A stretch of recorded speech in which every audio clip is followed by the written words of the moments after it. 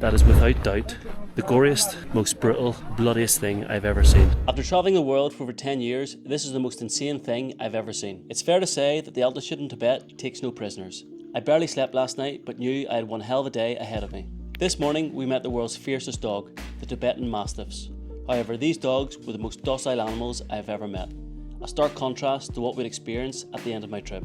After meeting the dogs, we visited the loneliest monk in the world, who has lived on a secluded island in the middle of the Himalayas for over 30 years. With only a few rooms and basic amenities, he has managed to live a life of fulfillment for over 3 decades. He might have one of the nicest views I've ever seen, but in winter can barely go outside due to the temperature reaching almost -30. After heading to a local restaurant where we shared stories and dumplings with a local family, we made out to a local monastery where we planned to enjoy the hot springs. However, due to it being a public holiday, there were so many people squeezed in that an accidental touch was probably not out of the question. After checking into our hotel, which is a hole in the ground for a toilet, we ventured towards the sky burial, for which nothing could have prepared me for. The Tibetan sky burial is a traditional funeral practice where the deceased's body is taken through various stages of rituals before releasing it back into the circle of life. Due to the sense of nature, I couldn't film any of it, but sourced some less gory footage from the internet. Firstly, the many corpses, wrapped in white cloth, are brought to the monastery for the monks to give a final prayer to. The bodies are then taken to the mountaintop and placed upon the stone burial platform. This was the time